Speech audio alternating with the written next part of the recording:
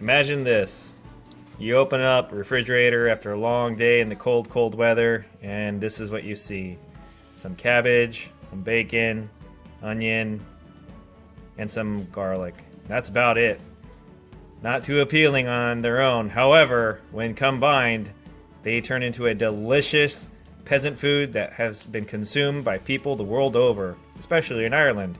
Tune in tonight as Dad the Noob tries to make fried cabbage.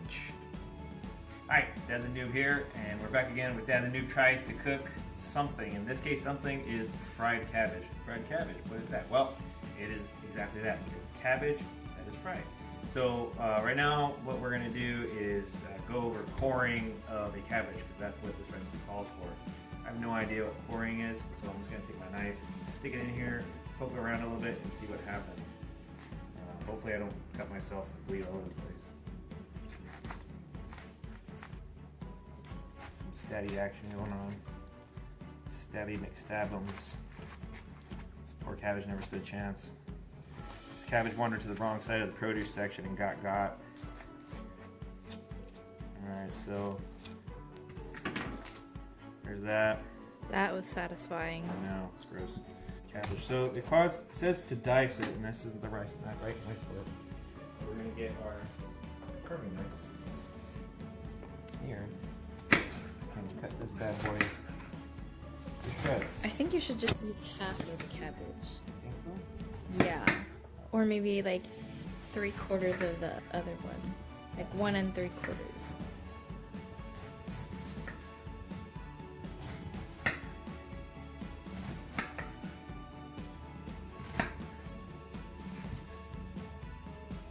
Now where are you going to put that? Good question. So we're going to get a bowl. That dude in here. Alright. Some sweet cabbage loot. Probably come back and cut some more again. And get our onion. A onion? No, onion.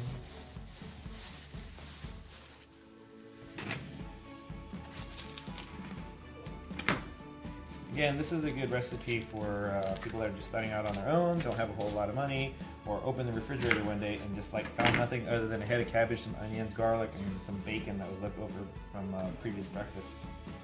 So, again, not a bad little recipe. At least that's what it looks like on paper. I was inspired to do this for my Facebook video, and it seems easy enough. It seems like bachelor / like budget food or peasant food. I don't think I'm doing this right. Who's cutting onions in here? The onion ninja. So, what's that? Like that. Oh no! Where's your recipe? Oh, I see it. Yeah, my recipe is really just some chicken strips. If you can decipher that, I'm gonna buy whoever deciphers it a Coke. I'll zoom in. Let's just freeze it right here. Alright. So we chopped up those onions, and then My eyeballs hurt.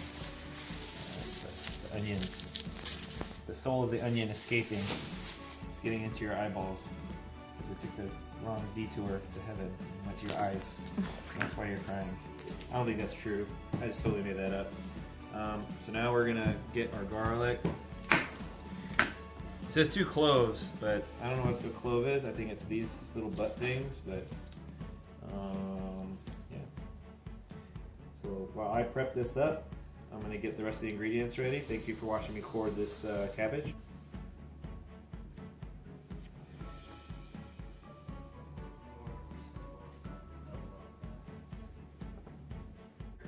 Now we're ready to start cooking our fried cabbage. So why fried cabbage? Well, if you have a love of breakfast meats, but you also are worried about getting that ruffage necessary to get your daily poop, this is a dish that's going to accomplish all those things in one fell swoop. To add a little bit of kick to this recipe, however, I added a little ground beef, about half a pound ground beef already pre-seasoned.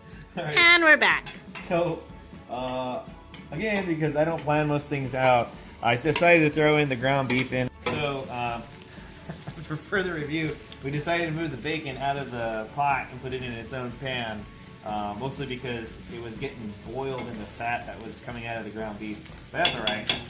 As with most things, Bernie says something, it's usually the right idea. I willfully ignore it up until a point where I see things are failing, and then I decide, you know what, I'm gonna make a command decision and adjust things. So really, I'm the one that solved this problem, not Bernie. So here we got the bacon and some of the onions in there, and mix in the garlic, and we're supposed to let this simmer and cook for about 10 minutes. I did something similar over here with the ground beef, and I threw in some of the onions and the garlic because there's quite a bit of it. So we're gonna let that cook and simmer for a bit, and let all the good juices get absorbed by the porous nature of the onions. There's like so much love. Onions in love. Onions in love? I don't know. Anyway, we'll be back. Alright, so bacon's got just about done. We got nice little crispy edges. Now we're gonna toss it in with the rest of the meats. And look at that. Not too bad. All those fat juices all mixed up. Some pork, some ground beef. Okay, and then now we're gonna mix in the cabbage. Again, I don't think I've cut this up as finely as it probably should. In fact, look at that guy. Still alive. He's like a whole head. Alright, so we'll just toss this in here.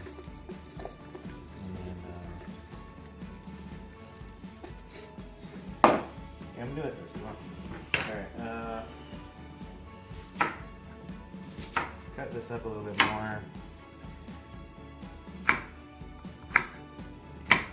No particular rhyme or reason. My mom's probably like turning right now on the couch in California. I gotta teach the hubby how to cut vegetables.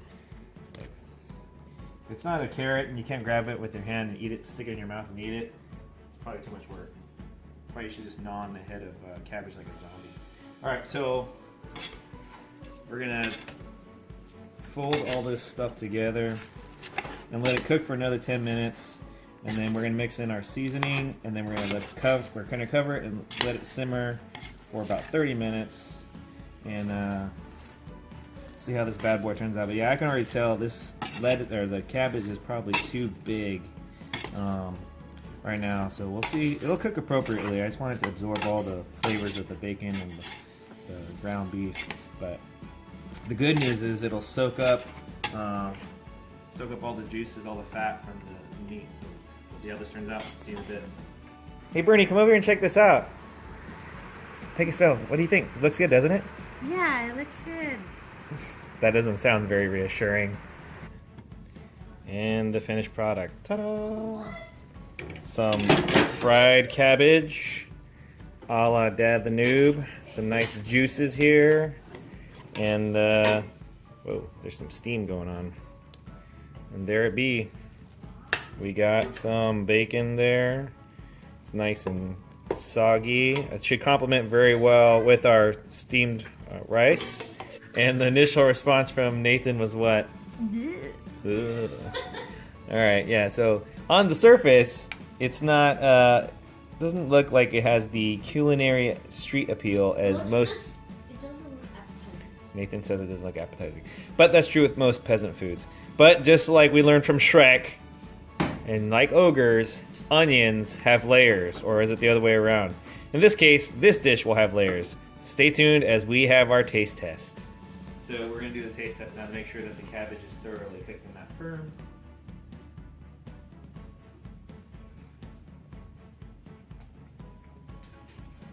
Let me try.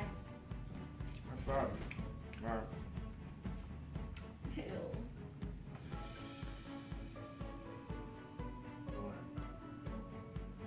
You have to blow on it. Alright, it's good. Come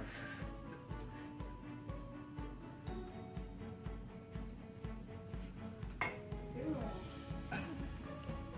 Alright, well, it must be acquired taste. We'll see how it tastes with the rice. Alright, Abby, here we go. Here's the adult. Well, Boom.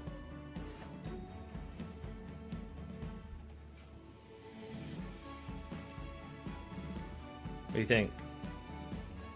It's really good. The bacon gives off like a very like fatty and a new like type of taste to the dish. Good. Bernie doing the taste test.